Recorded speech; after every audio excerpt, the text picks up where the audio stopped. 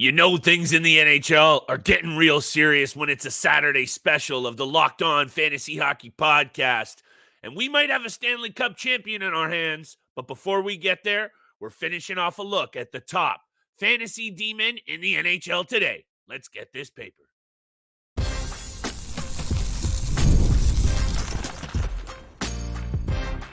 You're Locked On Fantasy Hockey, your daily podcast on fantasy hockey. Part of the Locked On Podcast Network, your team every day.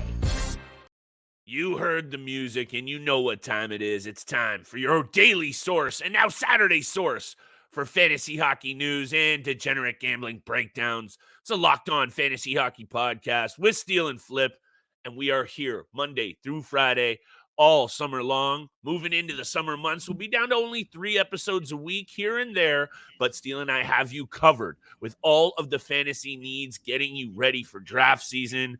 Let's talk about that a little bit on today's episode as well, Steele. How about a shout out to the everydayers holding us down, making us your first listen every single day. We know we couldn't be doing this without y'all. Today's episode is brought to you by FanDuel. Make every moment more. Right now, new customers get $250 in bonus bets with any winning $5 bet. That's $200 in bonus bets with any winning $5 bet. Visit FanDuel.com/lockedon to get started. Steele, before we get to the D-men, I just got to say that we are obviously recording a little ahead of time, and there could be a new Stanley Cup champion that you and I will obviously talk about at length coming up on Monday's episode. But before we get to the D-man, I was thinking about this off air. I was thinking about McDavid. I was thinking about what has been, in my opinion, a sensational playoff run. And I know this hockey isn't over yet technically, although by the time people are listening to it, it is. I just want your takeaway on, I think this is one of the best Stanley Cup finals and playoffs in general that I can remember in recent memory. And I don't know if I'm off the mark with that, but it has me even more fired up for fantasy draft season. I'm already excited. And honestly, you and I have covered so much of these teams, especially the Panthers and Oilers, that I'm just excited to turn the page and start looking ahead at next draft season so we can start breaking down left wing, right wing, center, more D-men, goalies, all the top 10 special guests. We're the source, but I just got to get off my chest. It's been exciting, but I'm really looking forward to the upcoming draft season. Me too. I mean, this has been a spectacular postseason in the NHL. Even with the first round, there was a lot of, there was a sweep in the New York Rangers Washington Capitals series. Quiet. There was game 5. There was matchups going only to game 5. Even with that being said, I thought the first round was still absolutely electric, and it still brought the greatest atmosphere in sports playoff history in this game that we watched in the National Hockey League. It's been a great playoff postseason. Yeah. And just looking at teams and what they've gone through, I mean, the Dallas Stars on the path that they went down, the Vegas Golden Knights, the Colorado Avalanche, then they had to take on the Edmonton Oilers, and maybe they got a little bit unlucky in game 6 when they outshot the Oilers 35-11 or whatever it was and still lost 2-1. Some of the storylines that we've been seeing as well throughout the NHL, especially with those Oilers, Connor McDavid, Evan Bouchard, Zach Hyman with 15 plus goals now. So there's a lot of great stories. The playoffs started 2 months ago, Steele? That's bizarre. Yeah, it has been a long postseason. Yeah. I will say, as much as I've loved the playoffs so far, I have not been a fan of the timely schedule or untimely schedule in between a lot of these games right now, especially in the Stanley Cup Finals. You have 5 to 10 business days before games 5 and 6 and 7. It's absolutely ridiculous. That doesn't matter. It does extend the NHL season, which I'm all here for. But I wish the games would come a little bit quicker is what I'm getting at. Regardless, I've enjoyed every single playoff game, every single matchup so far. The NHL bracket went out the window in the first 2 rounds, the first round. Same. But, that's just how it goes in the NHL. You never know what's going to happen. And fortunately for both the Florida Panthers and Edmonton Oilers, it's been absolutely an incredible run for both those organizations. The Florida Panthers have another chance to win the Stanley Cup and hoist it for the first time ever. And the Edmonton Oilers also have a chance to get it done. They just need 2 more wins instead of 1.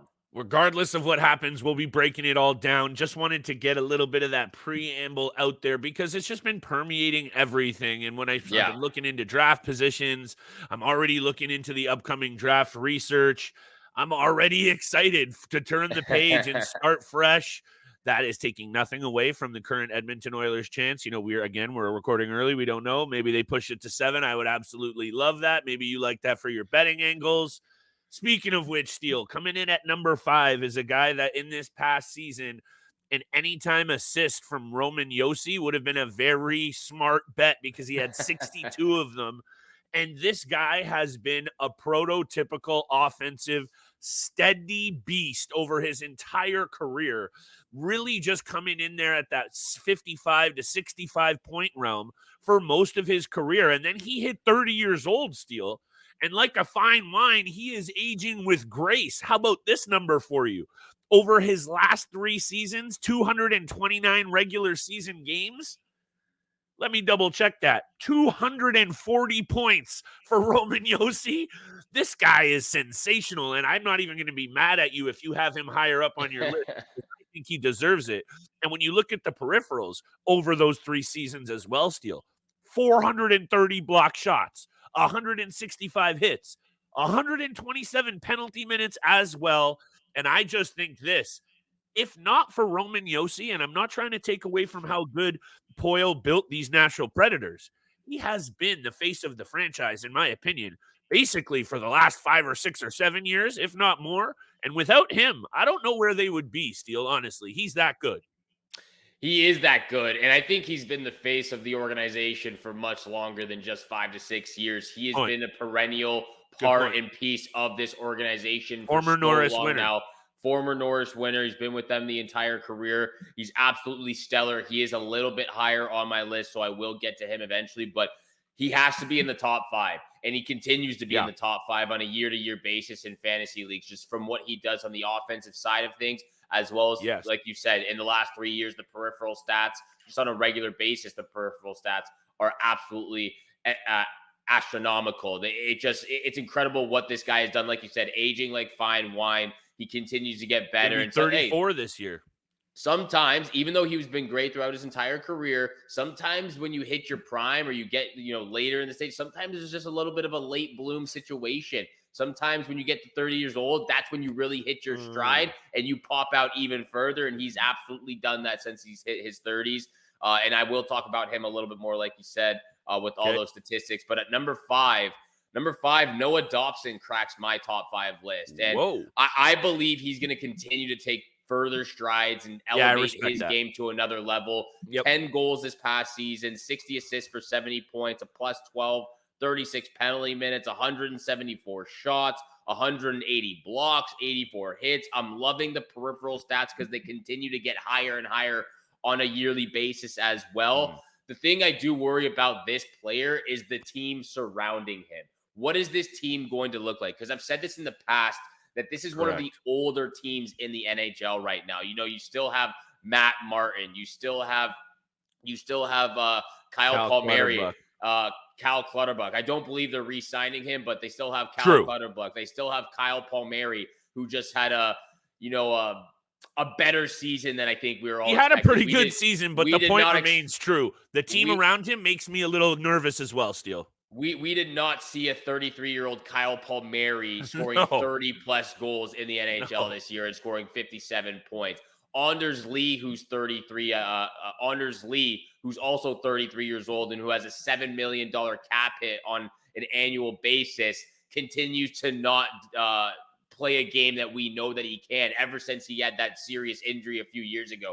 The team surrounding Noah Dobson, there's still some great pieces. Bo Horvat, Matthew Barzal, Brock Nelson continues to do his thing. You've obviously got Ilya Sorokin in the net. Noah Dobson, Adam Pelech, and Pulak are able to chip in every once in a while, but there's still some space to really improve this team.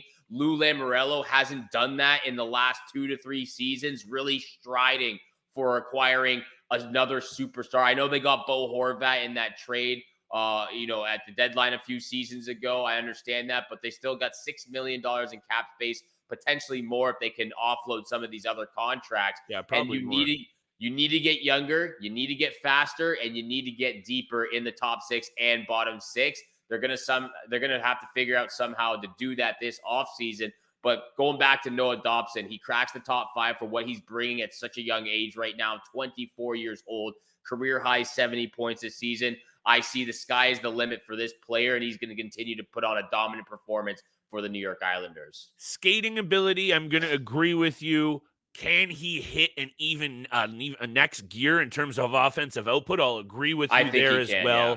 I agree with you there as well. It's a little high on my list. I don't think he should be as high as he is, but it wasn't far off of where I had him, and maybe they do make some pieces. Look, Patrick Waugh is a very defensively stingy coach, so that also leaves me to think that maybe his numbers regress slightly with a full season of Patrick Waugh just because of the system.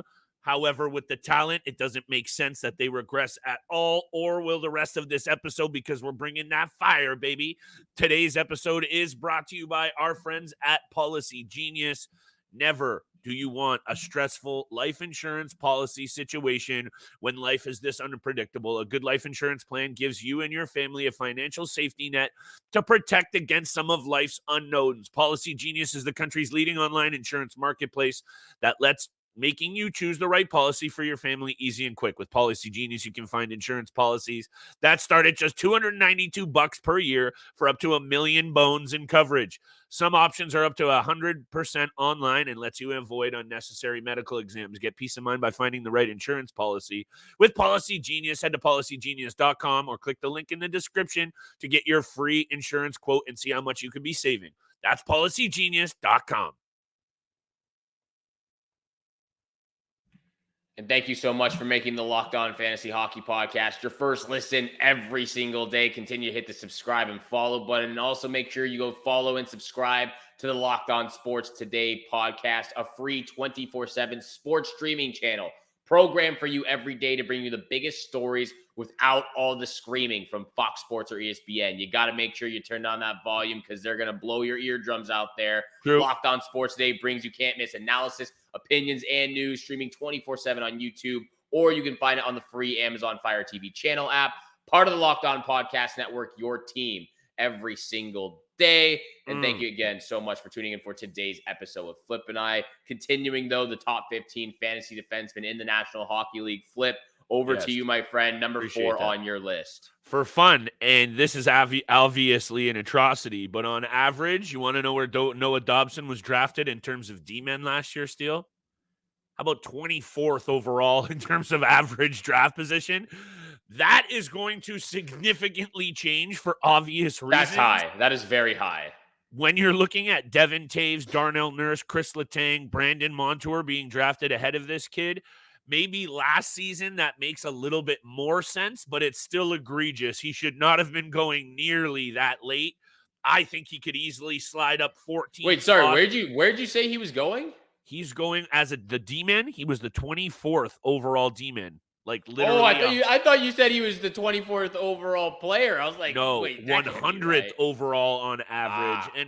And obviously some of these numbers, like including CBS pools in there, can really polarize some of these numbers. Fantasy pros, they're legit. You know, Cale Makar, consensus number 1. But last year, after Erik Karlsson put up triple digits, Erik Karlsson was the consensus number 2. And I actually don't even hate it. He put up 100 points. But this is just right in the same vein, Steele, of understanding who is the best D-man in the NHL and just stick with your guns. And at number 4 for me, it's Miro Heiskanen. And I know you had him higher, and looking at the peripherals and how much investment you're putting into peripherals, I'm not going to fully disagree with you.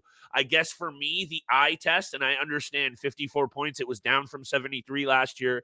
He was a bit banged up. This Dallas Stars team is going to get even better with its young core next year. And at 24 years old, I don't think we've even been close to seeing how good Miro Heiskanen can be, especially offensively. And take a look at the point you were just making with a guy named Roman Josi, who started his career relatively slower in terms of his offensive output. So why not Miro Heiskanen, who has all of the tools as well? He finished 7th in Norris voting last year. He's going to be much higher this year. I really love this player. I love the makeup of the team around him. Unlike Noah Dobson, there is so much to like about the insulation for a D-man that Dallas has, both up front and behind him with Jake Ottinger. So for me, number 4 is a very fitting spot for Miro Heiskanen. And maybe this is one of those things, Steele, that sometimes we got to separate fantasy from on the ice effectiveness, because also on the ice effectiveness, I might actually put him into the 3rd spot just because of how good he is defensively, because I have Quinn Hughes up here and his defensive game does have a lot to be desired at times, and he needs to tighten that up because Miro Heiskanen, he's got it going on at both ends of the ice. And I think the eye test in this specific situation might be getting the best of you, Flip, because I think it's hard to take away and separate what we see on the NHL aspect of things and then fantasy-wise things. Again, Miro Heiskanen, a great defenseman, but to me, there's no way he cracks the top 5 right now. I understand, again, regression season from him and what this team has potentially to do and what we just saw them do in the regular season, postseason. Especially, again, this young core right now, Jason Robertson, Rupe Hintz, Logan Stakeoven, Wyatt Johnson, all these guys, Miro Heiskanen, Thomas Harley boy right there. Absolutely. We love Thomas Harley on this show. But for me, Miro Heiskanen just doesn't crack the top 5. I'll give you top 10, but I don't even think he was in my top 10 fantasy-wise. The peripheral stats add up. They add up. Again, bad season, not bad, downgraded of a season down season for Miro Heiskanen, but it's really the peripheral stats that speak out to me. And that's why I couldn't get him into the top 5 or even the top 10. I know he missed 11 games this past season, but even with that, he finished outside the top 20 in fantasy hockey defenseman this last year. Again, down season, completely understand, but that's why he still cracked my top 15, because even though he finished 22nd in fantasy hockey defenseman rankings last year and fantasy points amongst defensemen, he's still a lot better than what we saw. So he still cracks the top 15. And he was sensational in the postseason as well. I guess my expectations are also quite high for him next season. High. However, who you got next on your list? Let's keep it rolling. Number 4, I have Rasmus Dahlin of the Buffalo Sabres. Beast. Again, peripheral stats speak volumes to me because they always add up. Again, another defenseman. This is in the same aspect as Miro Heiskanen. Another down season compared to the year prior. They both finished with 70-plus points in 2022. Rasmus Dahlin finished with 59 points in 81 games, but he's a banger league beauty. 66 penalty minutes, 235 shots, 154 blocks, 195 hits. This guy is in the same aspect as Moritz Seider with a lot more upside offensive potential right now in his game, and he still brings the peripheral stats, like I said, banger league beauty. And again, where this team is at right now with their young core and young prospects, again, just going down the list. Tage Thompson, he had a down season. Dylan Cousins, he had a down season. Yep. Alex Tuck was injured a few times. He had a down season. Zach Benson, Jack Quinn, JJ Paterka, Peyton Krebs, Owen Power, now Bowen Byram on the blue line. This team is very solidified with their young core. They've got Jeff Skinner still popping off. Again, a little bit of a high contract at $9 million. They're saying they might buy out Jeff Skinner. That's what I was reading as well. I saw the rumors, so I'd be very surprised if that were to happen. I would be surprised if that were to happen because he's been playing very great hockey for the Buffalo Sabres.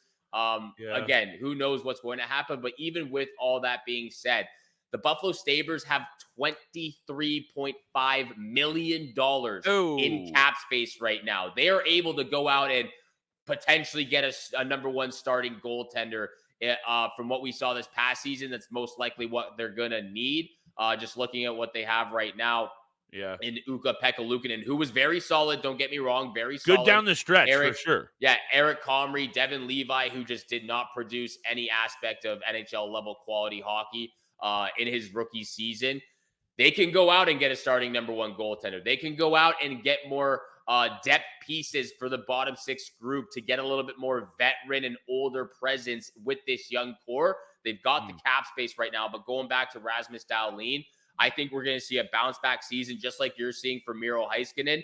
He's going to get back up to 70 points. We're going to see Tage Thompson pop off again. We're going to see Dylan Cousins get his own. I really like the way Dylan Cousins was playing for Team Canada on the international stage as well. But yeah, Rasmus Dahlin for me, the peripheral stats, the banger league beauty in him, the offensive potential that he brings to the game. He's absolutely incredible. He cracks the top 5. Absolute horse. Look, there is so many intriguing young fantasy pieces with that Buffalo Sabres squad. Can they pull it all together? Last year, we were expecting Devin Levi to take that step. He did not. UPL struggled at times, but was good down the stretch. Kevin Adams, the GM in Buffalo, has been really pulling the strings in a proper fashion over the last couple of seasons. He's already said he's willing to move their first-round draft pick this year. So I could see this team being a little bit aggressive over the next couple of weeks, Steele, in terms of making some moves. And it would make sense to me that maybe they try and bring in a little bit of steadying veteran presence. The blue line is starting to take shape, though, and a goaltender makes sense, but time will tell. Why don't you take us to break? We'll wrap up with our final 3 D-men. We have them in varying spots. You have a different name, but 2 of the 3 are the same. Let's get there.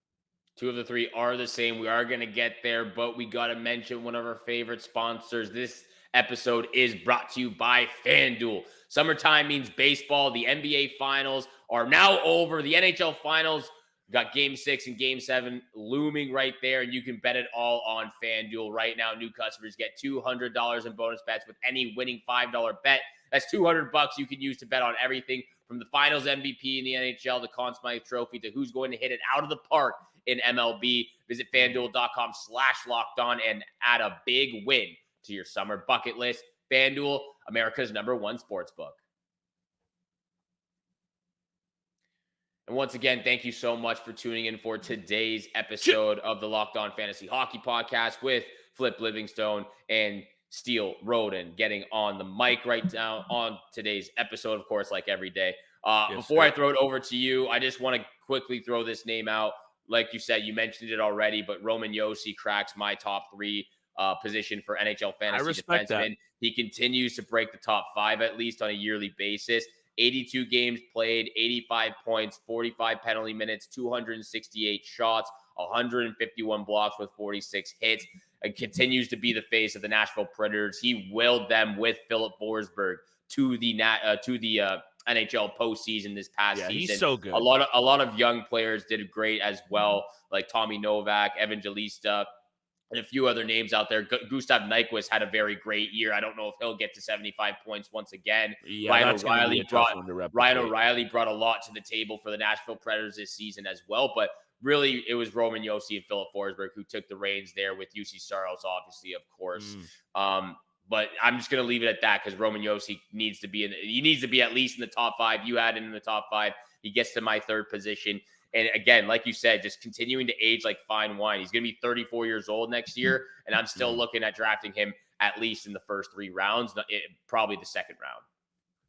I know playoff performances don't factor into fantasy leagues and success, but what they do factor into, Steele, and you and I have highlighted this and covered it at length, is they make a player either, someone you want to stay away from because they've been disappointing in the postseason or been a reason why their team hasn't had success, or conversely, they have been a major reason for their team's success and they are doing historically good things. And that is what's happening right now with Evan Bouchard. And I understand that he slides into your 2 spot. Not even going to nitpick for you. He swapped in and around number 2 with Quinn Hughes. I know Quinn Hughes, the peripheral value, you have him far down your list. Quinn Hughes takes number 2 and Evan Bouchard takes number 3. These are interchangeable for me. And I know peripheral categories in some leagues do matter, but in most leagues, just on percentage, it's offense and it's points. In most, I'm not saying the value and the way you're looking at it is wrong in the slightest. That's not what I'm saying. I'm just saying for the majority of things, Quinn Hughes slots in at number 2 for me with 90-plus point potential. Does the rest of his game need to get rounded out? For sure. So actually what I'm doing now is spitting out my 3rd and my 2nd selection so we can leave a minute or 2 to talk about Cale Makar. Evan Bouchard with 82 points this season, the Bouch bomb from the point, 220 shots, 105 block shots, 71 hits. This guy is starting to really do, we know, historically good things on the ice, but fantasy-wise, he has just literally established himself and blown the doors off of the league in terms of elite fantasy blue liners You and I can both agree that it's Cale Makar. That's one.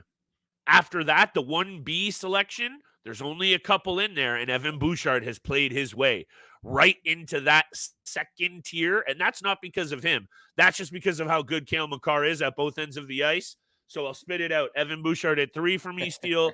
Quinn Hughes, who is likely to be the Norris winner. I understand the reason why he was so far down your board. I don't agree with it after a 92-point season. However, those are the guys that I have at 3 and 2, and at this point, numbers 10 through 1, if you can get lucky and get more than one of them on your team, you are going to be in excellent shape, at least on your blue line roster. I wouldn't say he's too far down my list. I think he's perfectly placed on my list at the number 6 position. And I don't think Evan Bouchard... Sorry, I thought you had him farther down. 6 is good. I like 6. Yeah, 6 is fine. 6 is where he should be. But I don't think Evan Bouchard and Quinn Hughes are interchangeable at number 2 and number 3. I think Evan Bouchard is the clear-cut number 2 defenseman for fantasy hockey defensemen going into next season, just based on what we saw him do this past regular season, as well as what he's doing with Connor McDavid in the playoffs right now. He's breaking history. He's breaking records right now amongst defensemen in the NHL, in the National Hockey League history. He jumped from 40 points to 82 points. I know that's a big jump, but he's taken that leap and he's taken the reins of the blue line, quarterbacking the power play, quarterbacking 5-on-5.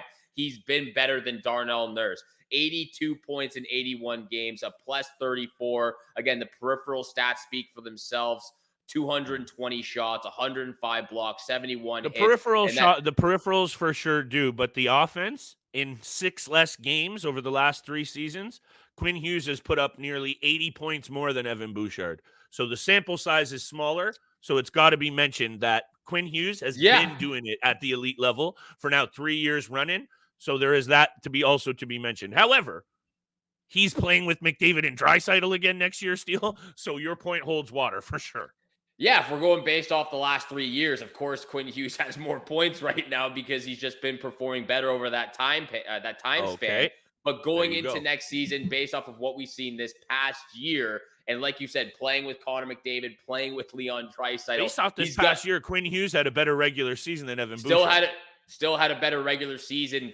Okay. Not fantasy-wise, though. Fantasy-wise, with all the points in those kind of leagues, he did. He had, 8 more points than him? So in a regular league without categories, this is what I'm saying. It just depends on the format. That also plays into this. It's not as clear-cut as I think you're saying.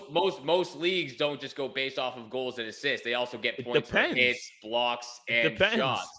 Yeah, it really depends, but I don't know too many leagues out there that just go with goals and assists and points for fantasy points out there.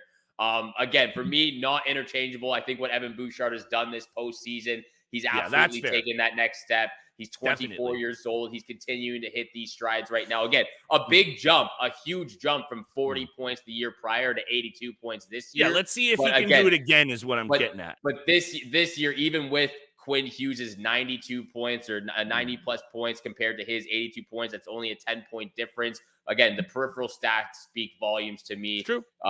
Evan Bouchard gets way more hits, way more blocks.